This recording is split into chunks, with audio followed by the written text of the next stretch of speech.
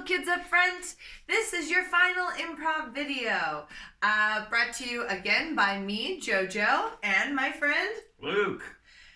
Alright, so for today's edition, we are going to be focusing on story.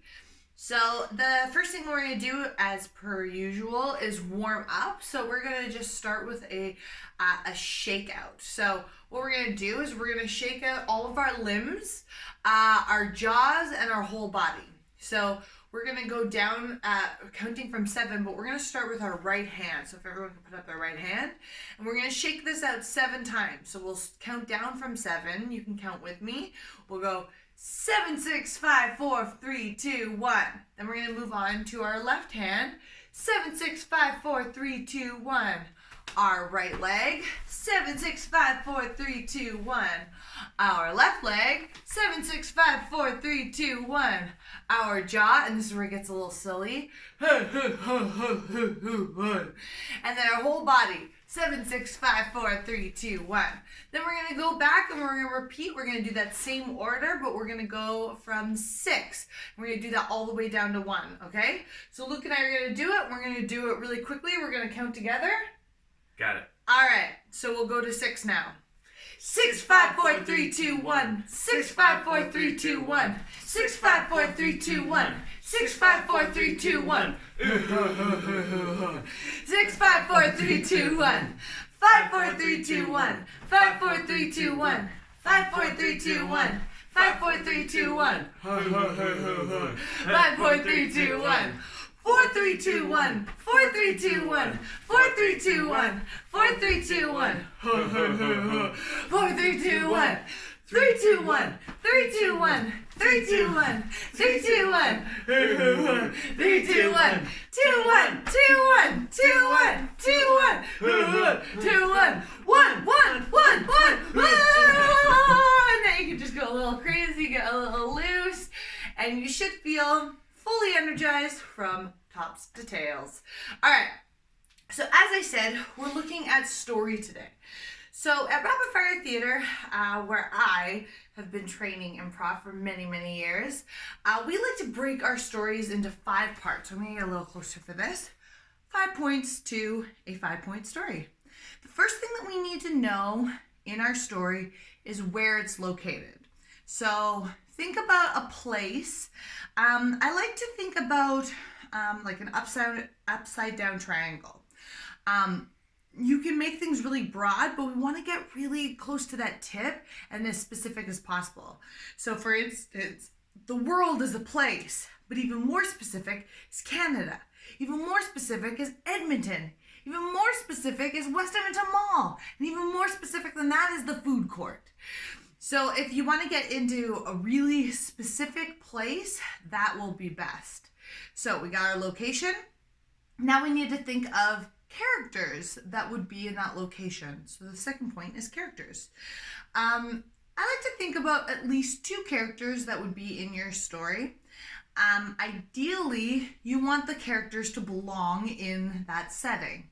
So for instance, if we were in the food court in West Edmonton Mall in Edmonton, Alberta, Canada, in the world, we wouldn't want to put crazy characters like Marvin the Martian or Darth Vader in there. Yes, they could belong in there, but let's try and think of some, make our job even easier and think of some characters that already kind of you would see in a food court. So maybe an Arby's employee and a customer. Perfect. Makes sense. Then you want to come up with the third thing, which is your problem. It sits right in the middle. It's the most important thing, but it's also the easiest one. Our brains are hardwired to come up with problems. So there's so many problems that we can think of that would come up in a food court in Edmonton with an Arby's employee and a customer. But let's say for this one, it's there is no burger inside the burger bun of an order that the Arby's employee made. The fourth thing, this is arguably the hardest one. This is called raising the stakes. That's making the problem actually matter. So, for instance, if somebody's ordering a burger, presumably, maybe they're hungry, but what is like so important? Why is it so crucial that they have this burger today?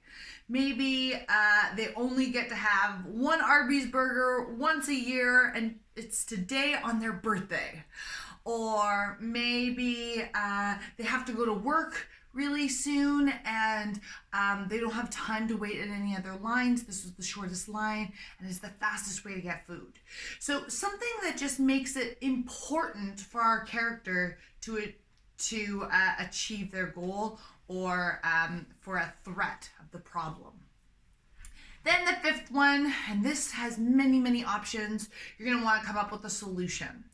Now, a key to the solution is if you can incorporate all these other elements, your story is going to feel more complete and more satisfying. So right now we're going to try a quick little example. We're going to do two quick examples. We're going to go back and forth. First one, I'm going to give a location. Luke's going to give some characters. I'll give a problem. Luke will heighten the stakes, and the two of us together will come up with a couple different solutions because there can be lots of them. Then we'll go and Luke will come up with a location and we'll continue that pattern. And you can do this with multiple people or you can do it with just two. All right? So let's try it. All right, Luke, what is a location?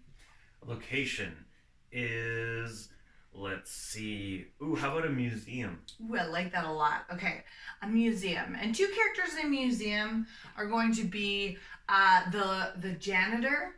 Okay. The janitor of the museum. And, and a giant T-Rex, the bones of a T-Rex. So a big statue. All right? Okay. So what's the problem that's happening? The T-Rex is missing its biggest tooth. Ooh. Okay, and this is very, very important because it is, tomorrow is the grand opening of this museum, and everyone is coming to see particularly the huge T-Rex exhibit. Right. And they want to see all the big sharp teeth. Yeah, you can't be missing one. Not on a T-Rex. All right, so we can both brainstorm some ideas of how we can solve the problem. Okay. Maybe the security guard takes one of his teeth and replaces it and hopes that nobody will notice. Okay, maybe he takes the teeth that are existing in the mouth and rearranges them so that all the biggest ones are at the front and the only missing ones are at the back where you can't see. Nice. Maybe he takes some of his janitor tools and makeshifts a unique little tooth out of a broom bottom of a broom, and because he's so crafty, because he's a janitor, he can make it look realistic. Okay. Maybe he puts in the T-Rex's tiny arms a dollar bill and a note from the Tooth Fairy. All right, so we've got lots of different solutions here. All are really great. You can choose which one you like best. Again, if we were to just say, he finds the tooth. That is a solution, but it doesn't feel as satisfying as some of these ones that we came up with because they were creative and they were using some of the stuff that we used in the beginning, first 4 points of the story. Let's try another one. So you came up with a location, so now I'll come up with a location. The location is going to be a tree house. Okay. A very cool old tree house in the backyard. Okay, and the two characters are two 11-year-old identical twin sisters. Whoa, okay, two 11-year-old twin sisters. They're identical. Identical. Excellent. The problem is that one of them Oh, the problem is that they've made a very strict rule. They say only this face allowed into the treehouse, and it's a picture of one of them. It's hard to tell because they're identical. But one of the sisters chopped off all her hair so she doesn't look like the photo anymore. So her identicalness is ruined. Okay. So why is it so important that she needs to be able to get into this treehouse? Well, so many reasons why she needs to get in. All her things are in there, and that's where all the fun is, and that's where they hide out from their parents when they're getting grumpy. So a solution with that. Wait, is that the stakes? It's just that this is their sacred place, and she needs. You're raising the stakes. Raising the stakes. Her homework's in there, and she needs it, or else she's gonna fail. Social studies. Okay, so the problem is is that she can't get in, but it's really because the homework is in there. Yeah. Perfect. Okay, so do you have a solution? I was gonna say that she steals her twin sister's homework. Oh, nice. Okay, that works. Maybe not the best lesson, but for sure it works. Maybe her twin sister says, okay, maybe this is a bit ridiculous. And so she photoshops the picture so that it can have short hair. So she's able to access the tree fort. Okay. Or the one who still has long hair can get in, keeps her sister out, and throws the homework out the window, but does not let her in. Okay. So she still doesn't have access to her sacred place. Okay, I have one more. Maybe the other, or maybe she decides that she'll redo her homework, and she doesn't have time to redo it the same way. So instead, she writes a report on how it's not okay to exclude people. And so that the rule that only this face is allowed in this tree fort was really maybe not a good idea to begin with. Yeah, so she learns a lesson. Okay. Yeah. All right, so you see how it goes. You go back and forth. Each person gets to contribute one of the 5 points of a story, and then afterwards, see how many solutions you can come up with. Remember, there are no bad answers, there's no wrong answers, but there's some answers that feel better than others. So you can determine what those are, but the more that you can weave in some of the details that you put in the beginning, the better it's going to feel. All right, so now that we know how to tell a story, we're going to try and do it as a character. This is a very fun game, and Luke is a little nervous about it, so we're going to be really good to him. And this is actually a good point. You can play this game with 2 people or more. So you can have lots of people in this game. It's called a Tap Out Monologue. So a monologue is a story told by one person. So if I'm telling you a story from my life, I can do it as a monologue. Now, the other person is going to play the exact same character that I'm playing. And at any point in my story, they can tap me on the shoulder like this. And then they're going to replace me, and they're going to continue where I left off. Okay? So we're going to try that. And remember those 5 points of a story. Now, if you get messed up, you don't have to go in order. You don't have to make sure that each one is set before you move on to the next. But if you're ever confused in your story and you don't know where it's going to go, or you're just kind of stuck, think back to the 5 points of the story and think if there's one missing. Chances are there probably is, and that's why you're stuck. So we're going to give it a shot. Luke, what is a characteristic? Like a fun characteristic that we could give this character. Ooh, sore. Sore. Okay. So we're going to tell you a story about a sore person. I'll start. You can tap me out. Move back up a little further so you can still be in frame. All right. I'm going to tell you about the time that I joined gymnastics. Now, I'm a little bit of the runt in my class. I'm the smallest. I have the three older siblings who always they seem to just want to keep me short. So they would do things like lock me in boxes, put me in the fridge, and I thought I need to overcome my stiff joints and work them out. So I decided to join the gymnastics team at school. Now, it turns out that it wasn't that hard to get on the team.